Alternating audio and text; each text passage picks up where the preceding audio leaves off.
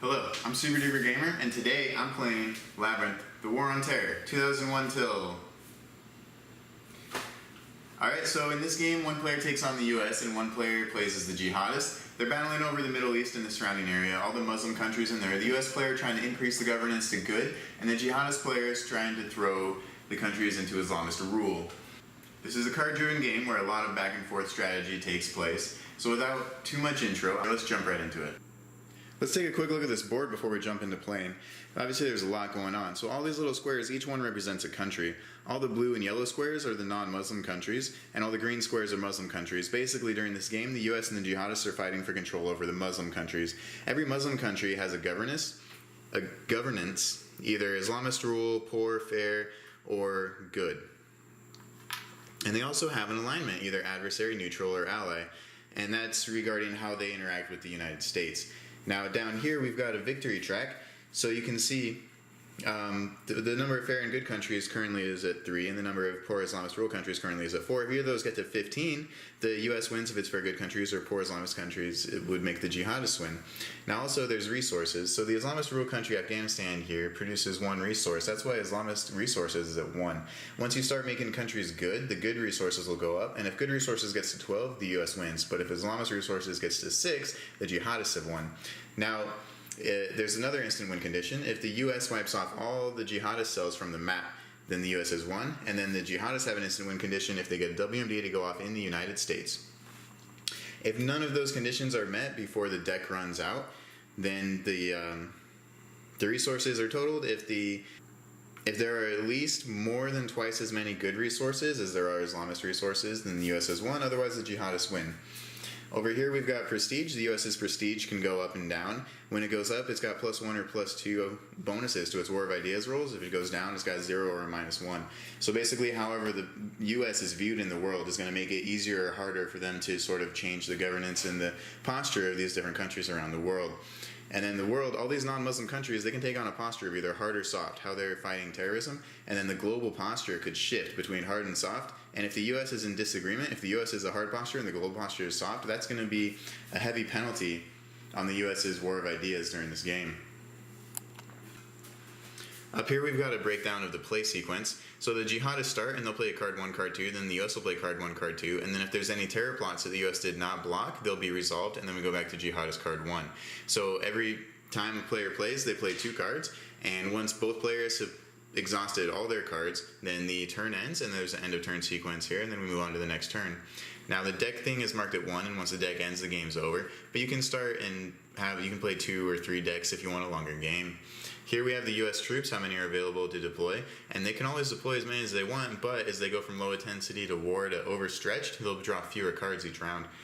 The jihadist has a funding track. Here's the cells available. Since jihadist funding isn't maxed out, they can recruit any of these cells, but as jihadist funding drops down into this box, they can only recruit this box and the box below it. Also, as the jihadist funding goes down, they'll be drawing less cards. Every card in the game has an operations value of 1, 2, or 3, and it also has an association of unassociated US or jihadist. So when the jihadist player plays a jihadist associated card, they can either play it for the event or for the operations points. When the jihadist player plays a US associated card, they play it for the operations points, but the US event is going to happen if it can. A lot of them have conditions that need to be met. So it's good for the jihadist player to try to play these US events when they're not actually going to happen. Here we have an unassociated event. Either player, the jihad or the US, can play either for ops or for the event here. And it works the same way for the US player. If the US player plays the US event, they have to choose between the operations value or the event. If the US player plays the jihadist event, they get the operations value and the event will happen. So I said that the jihadists are trying to get countries under Islamist rule. How do they do that? Well, here's their player aid. They do that through major jihad, which they can only do to a poor country. How do they get countries to be poor? They do that through jihad, which it can take governance down from good to fair to poor. Okay, well, how do they raise money to do that? They do it by executing these terror plots. Now, how do they get around the world to execute terror plots and do all these jihads? They have to travel and recruit cells to do that for them. The US player, on the other hand, is trying to get good governance to prevail in the Muslim countries out here, and they do that through a war of ideas, which they can use to increase the country's governance from poor to fair to good. In order for the US to be successful in their war of ideas, they have to have the world on their side, so they can get the global posture to be hard or soft against terrorism. by a war of ideas on non-Muslim countries. They also need to be fighting these terrorist cells, and they do that through disruption techniques. And when the terrorists have set a plot, they need to alert to block that plot. Now, they can put their U.S. soldiers out by deploying. If a country is under Islamist rule, they need to throw a regime change. Now, that's often a very drawn-out process. And if for some reason they get stuck there so long and it looks like it's never going to end and they decide to pull out, they can do that through withdrawal. If the world has got a soft posture and the U.S. is hard and they want to change and match the world, they can do a reassessment to switch their posture between hard and soft. Both the U.S. and the jihadists also have the reserves option. This is another thing they can do with their operations points. If they have a card to play for one operations point, but they need 3 ops later, they can play the card and store 1 ops point in their reserves, and then later play a 2 ops point and use their reserves to do it through operations operation. Alright, jumping into the actual game here now. Jihadist card 1 is always the first play of the game, and they are going to play 3 ops to try to recruit more cells and send them here to Afghanistan. Now they're going to play this card, Hijab, that we were looking at earlier. It's got a U.S. associated event, but the event says play of no countries under Islamist rule. Afghanistan is under Islamist rule, so the event does not trigger, so they use their 3 operations to recruit in Afghanistan. So since Afghanistan is under Islamist rule, the recruit is automatically successful. They don't have to roll for it. Now this says remove. That's if the event does trigger. Since the event didn't trigger, it's just going to go to the regular discard pile. And the reason 3 cells were recruited there is because Hijab was a 3 ops card. Now moving into Jihadist card 2, they're going to play another 3 ops card, Wahhabism. Now they're going to use the ops on points on this instead of doing the event. So they've got 3 ops and they're going to use it for travel. They're going to travel 3 cells from Afghanistan to Pakistan, Philippines, and Russia. So the one to Pakistan just automatically succeeds. And the one to Philippines, they're going to have to roll for it. It says fair 2. Now, whenever the jihadist player targets a country, they have to roll and they have to get the value or less. So fair 2 means a 2 or a 1 will be successful. If they were trying to travel to Iraq, that's a poor 3 country. So a 3, 2, or 1 would be successful. If they were trying to travel to a good country, such as Serbia, that's a good 1. So only a 1 would be a successful travel there. But now to target the Philippines, it does not yet have a posture set. So they have to look at their roll table and they're going to have to do an initial test and roll for posture. 1 to 4 is soft, 5 to 6 is hard. So they roll for initial test posture, it's a 4. So Philippines ends up soft. So we take a soft marker and stick it in the posture here for Philippines, and then we have to roll to see if the travel is successful.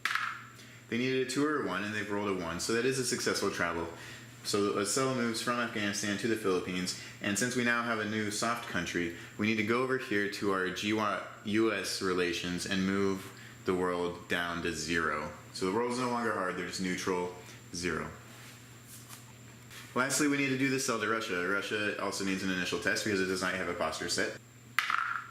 This time we've rolled a 5, which is a hard, so Russia is set in a hard posture. That doesn't affect the travel still needs a 2 or a 1 in order to succeed. A rolled over 5 is a fail. So the failed travel goes back to the jihadist track. Now we've got a new hard country, so we need to update. The world is now up to hard 1. Moving on to U.S. action phase, card 1. They're going to play this card HU for 2 ops. Now it is a jihadist event, but if you read the jihadist event, it says play if Russia or Central Asia has a cell and no CTR marker. Well, neither Russia nor Central Asia have a cell, so that the event does not trigger. So they're going to use 2 ops, and they're going to use those 2 ops for a war of ideas in the Gulf States. Gulf States is at fair 2. It's got 3 resources, so if they can get this to good, that'll give them a huge bump right off the bat. So they're going to roll war of ideas on this. Now, if you look at your roll table, you'll see the modifiers. Attempting to shift to good gives them a -1 modifier, but you have to check GWAT. Alright, there's no penalty there. And then you have to check US Prestige. US Prestige is 7, which puts them in the high category, which is good for a +1 War of Ideas. And there's no adjacent good allies. So they have a +1 and a -1, which obviously cancels out. So they got a net 0. They roll 4.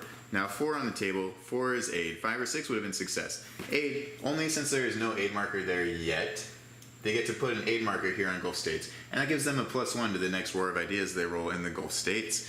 And that will stay there until the country switches to good, that'll remove it. Or if it gets switched to Islamist rule, that'll remove it. Moving forward to US card 2, they're going to work on that Gulf States again, another War of Ideas there. They're going to play Ethiopia Strikes for 2 ops. You know, this is a US card, so they have to choose between the event and the ops, so they choose the ops. So it only takes 2 because Gulf States is a fair 2, so they need 2 ops to do a War of Ideas here.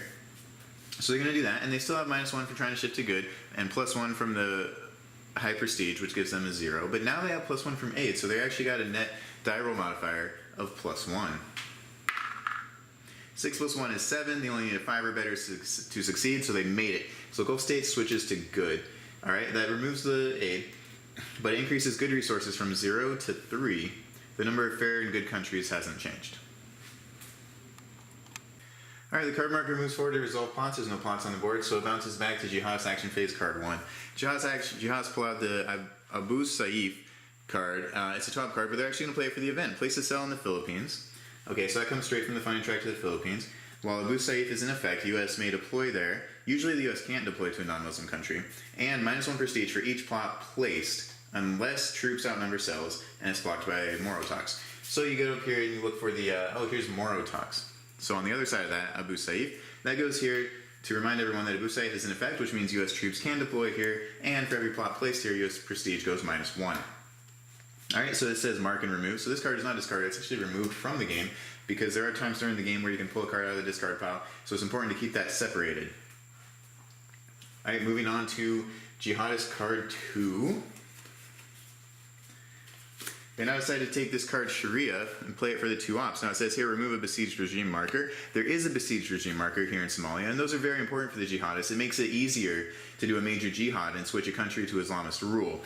But this US event's actually not going to trigger because the jihadist player is going to play this to plot. Now the first time the jihadists plot every turn, they get to put this in the first plot box, and what that means is that the event does not trigger, even though they're playing this card for ops. So this is a way the jihadist player has of burying a US event card and not letting it take effect. So they're going to do this for plot. They're going to plot both times in the Philippines because they really want to get successful plots here to knock down the US's prestige because Abu Saif is in effect. Now this is a fair 2, so they're going to roll and they have to get a 2 or less in order to successfully place a plot. Now when the cells plot, it causes them to go active. And they rolled a 2 and a 1, 2 successes. So they actually get to look here at all the available plots and choose 2. These are numbered 1, 2, and 3. They choose 2 number 2 plots. But the US player doesn't know what numbers they've chosen. So if the US player blocks one of these, they're only going to block 1, and they have to pick one randomly. You know, one could be worse than the other. In this case, they're not. They're the same. Now it's important to note WMDs on the back side have the exact same back. So if the jihadists plant WMD plots and mix them up with regular plots, the US player will have no way of knowing which ones are the most important ones to stop.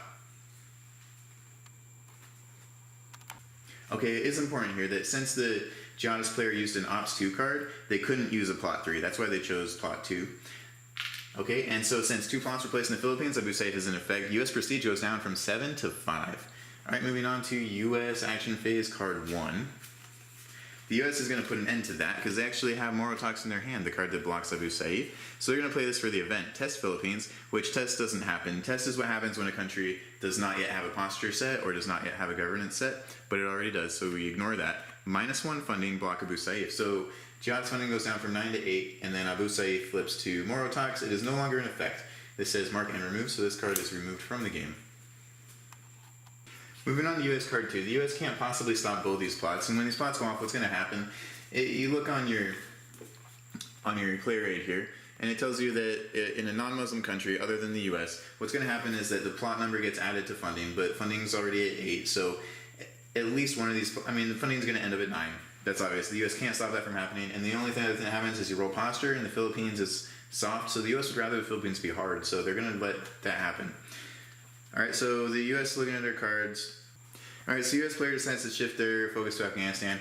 They're going to overthrow this Islamist rule. So they're going to do a regime change. Now, in order to regime change, they need to do a 3 ops card. So they're going to play this for the 3 ops. It's a US event, so it doesn't take effect. They just play it for the ops. Now they play 3 ops and they do a regime change in Afghanistan. That means they deploy 6 or more troops. So they're going to send 6 here. They could do more, but if they do 6, troops markers all the way up here at the edge of the war. If they send a 7th, they would be into the overstretched territory. So they're just going to do 6 and keep it at war and stay out of overstretch. And they're going to put a regime change marker on top of their troops. All the cells there go active.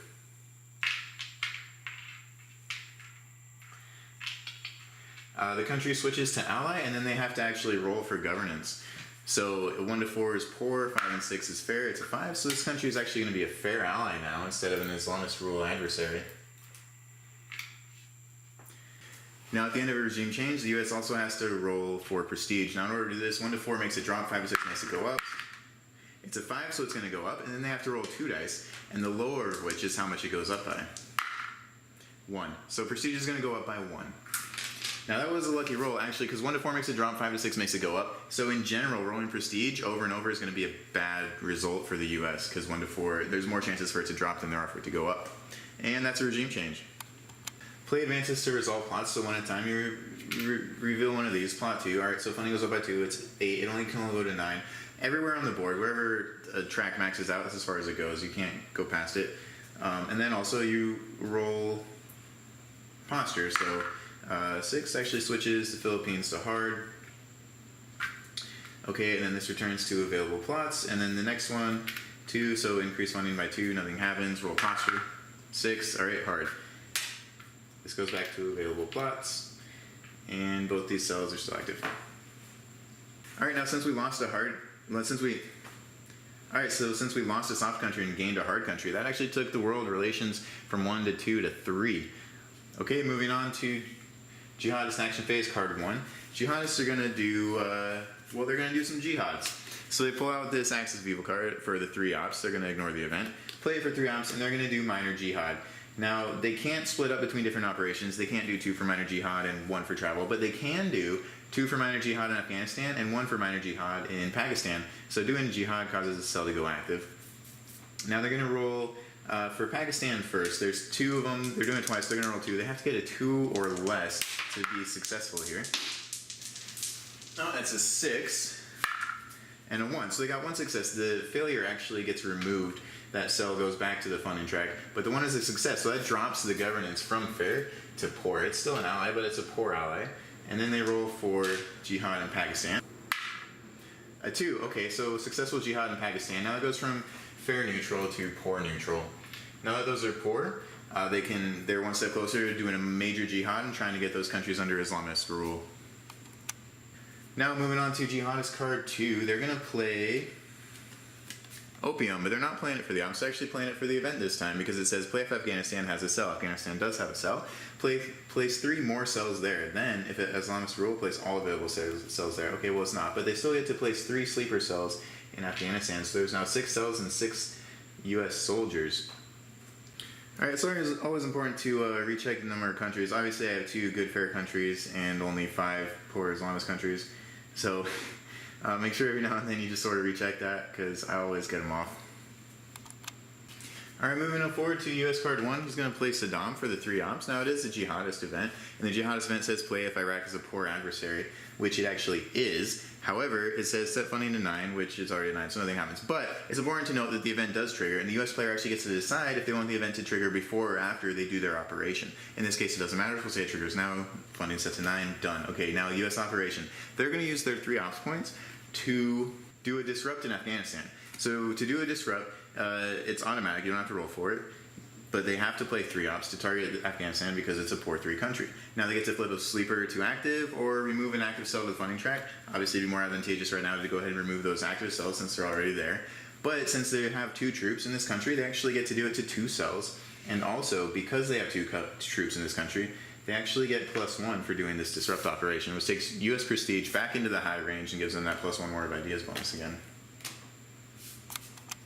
Alright, for US card 2, they choose to play Iran for the event. It's an unassociated event. It actually has a different text, though, if you're a US player or jihadist play. So for US play, they're going to select and test a Shia mix country. They're going to select Pakistan. Shia mix is the moon star with the green background.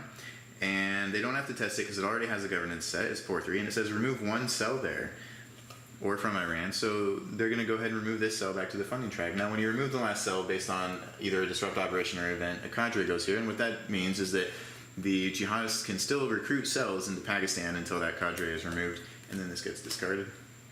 Going on to resolve plots, no plots. Okay, back to jihadist action phase, card 1. Alright, the jihadist player just has to pull out a 1 ops card and use it for travel. They're going to try to get down to Somalia and start maybe taking advantage of this besieged regime. So they're going to do that. They only have cells in Afghanistan, so they have to travel from Afghanistan to Somalia. If they travel to an adjacent country, it's automatic success, but they're going to have to roll for this because it's such a long distance. So it's only a 1 op, so they're going to get to move 1 cell. They're going to choose to move the active cell because when an active cell travels, it turns into a sleeper cell. So you get a little advantage from that. But now targeting Somalia, it doesn't yet have a governance set, so they're going to have to roll for that 1. So that's a poor. Remember, 1 to 4 is poor, and 5 or 6 is fair. So it starts as an ally. It always starts neutral. Always starts neutral. So as a poor neutral, And then they have to roll for travel. A 3, 2, or 1 would be a success. They got a 1. Try to not knock all the pieces off. Okay, so successful travel. This moves to Somalia and turns into a sleeper. Now remember, we gained a poor country, so that poor Islamist countries goes from 5 up to 6 now. Alright, moving for jihadist card 2, they're going to play a US associated card for the ops. Now, so you have to check the US event. The condition is not met, so it does not trigger. So they're going to play this ops for recruit. They're going to try to recruit straight into Somalia, try to get a lot of cells going there so they can start that major jihad, take advantage of that besieged regime. Alright, so it's a poor 3, so they only need a 3 or less to succeed. They're going to do both ops for recruit in Somalia, so they can roll both dice at the same time. A 2 and a 3, okay, so what luck. Both successes, so they go straight from the funding track to Somalia. Now there's 3 sleeper cells in Somalia. Alright, moving forward to US card 1, they're going to try to get more cells out of Afghanistan so they can start conducting their War of Ideas there. In order to conduct a War of Ideas in a country where the regime change is currently underway, they have to have 5 more troops there than there are cells. So there's 3 cells, they would need 8 troops, they only have 6. So they're going to do that. But if they try to disrupt these cells, first they have to go from sleeper to active, and then they have to disrupt again to get them off the board. And every time they do disrupt, they need to play a 3 ops card to operate in a poor country. But instead, they actually have this Jaish al-Mahdi card, so they're going to play this for the event. Play if a Shia mixed country has cells and troops, such as Afghanistan. If US play, remove up to 2 cells. So it's only a 2 ops card, but by playing it for the event, they get to remove 2 sleeper cells straight off to the funding track. So that was a huge shortcut for them. And for US card 2, before the jihadists have a chance to send more cells into Afghanistan, they're going to play a 3 ops card, Leak. It's a jihadist associated card, but the conditions for the event are not met, so it does not trigger. And they're going to target Afghanistan. That's what they're playing 3 ops for. And they're going to try to do a War of Ideas there to increase the governance from poor to fair. Now, the die roll modifiers, they get +1 for their currently high US prestige. The US posture matches world posture, so there's no penalty there. They could get an additional boost if they had an adjacent good ally. They don't, so all that we have is a +1. So they go ahead and roll. 5 is a success. Okay, +1 is 6, but you only need a 5 or higher. So Afghanistan goes from being a poor ally to a fair ally, which decreases the number of poor countries by 1, increases the number of fair countries by 1. Alright, the jihadist last card is a 3 ops card. It's a US associated, but the event does not trigger. Does not meet the conditions. Alright, so they're going to use it for the recruit operation. So they get to recruit 3. They're going to decide to send 1 to Afghanistan and 2 to Somalia because they need at least 5 cells to try to do a major jihad there. Now, they kind of want to, try to send all 3 to Somalia, but they really need to put some backup in Afghanistan because right now there's 5 more troops than cells, which means the US can just do another War of Ideas. So they want to put an end to that right now. So they're going to recruit 1 to Afghanistan. It happens auto success because it's under regime change. And now for the 2 to Somalia though, they have to roll for those, and it's a poor 3, so they have to roll a 3 or less in order to succeed. A 1 and a 3, what luck. Okay, so 2 cells are then added to Somalia. Now they have 5 cells in Somalia, and they've took the US out of War of Ideas range for Afghanistan. There is no jihadist card 2 because they're out of cards, so we move on to US faction phase card 1. The only card the US has left is this card, Gaza War. It's a 2 ops card, and it's an jihadist associated event. It says US discards a random card. Alright, that wouldn't matter because he has no cards left to discard. +1 funding, that doesn't matter. Jihadist funding is already at 9. But -1 prestige. The US player really doesn't want to see his prestige go down because he's just on the line between high and medium. Now, so the thing, remember how the jihadist player was able to use a nasty US event as the first plot to make it not trigger? The US player has something like that too, and it comes in the form of this. The very last card that the US has for a turn, they have to either play it, or they can discard it, or they can just hang on to it. Now hanging on to it, it's not a hand size thing. They still get to draw 8 cards for the next turn. So they would just start next turn with 9 instead of 8. But then they might get stuck having to try to play it next turn. So to avoid that, they're just going to go ahead and discard this card because they don't want to see this event get triggered. And we come up here, resolve plots. Again, there's no plots to resolve. Both players are out of cards. So that is the end of the turn. Now we go to this end of turn sequence. It says -1 funding drops to 8. -1 prestige drops to 6. Oh, sorry, -1 prestige if any country under Islamist rule. There's not, so prestige does not go down. +1 prestige if net world posture is 3 and the same posture as the US. That's true, so actually US prestige goes up to 8. Remove lapse in events, we don't have any. Although the first plot, yes, that goes ahead and gets discarded. reserves to 0, they're already to 0, deal new hands, and then, so we look here and we see that the jihadist player draws 8 cards and the US player draws 8 cards. We deal those out, and then switch regime change to tan. Okay, so we flip that. Now you may be wondering what that was about. Okay, so if the deck runs out and we get to the very end of the game, none of the win conditions have been met, and we're just counting up resources. If this is on green, it still counts as an Islamist rule country. If it's on brown, then it no longer counts as an Islamist resources. That's all that's for. So yeah, that switches to brown. Okay, and there's one last major thing to demonstrate here before I can stop talking to you guys about this game. So we start the next turn with Jihadist Action Phase card 1, just like we start every turn. And the Jihadists have a 3 value card, Gizmo. It doesn't matter what the card is. They're going to play this for the operations. It's unassociated, so they get to choose between the event and the ops, and they play it for the ops. So they have 3 ops. Now, what they can do with 3 ops, and if they have 5 cells more than troops in a country, such as the case in Somalia, they can do a major jihad. And if the country is already at war, major jihad. Okay, so all 5 cells go active. You know, usually if you play a 3 ops card, you're using 3 cells. In this case, all 5 cells are going to go active. And then they're going to roll 3 dice. And what they need, normally to do a major jihad, it's to switch a country to Islamist rule, and you need 2 successes to make it happen. But since this has a besieged regime, it says right here 1 success. So now they only need 1 success out of these 3 dice, and the 3 or less is success, just like every other roll. 3 successes. Okay, so if there had been any failures, they would have, you know, sent cells back to the funding track. But 3 successes, they're all safe, and they've made this an Islamist rule country. So Somalia is now under Islamist rule. That didn't change the number of 4 Islamist countries, but it did increase Islamist resources from 0 to 1. Now, I didn't say it, but you should have seen there that when this became Islamist rule, it switched to adversary. Every Islamist rule country is automatically an adversary. Also, the besieged regime marker gets removed when that happens, just like how the aid marker gets removed when something switches to good.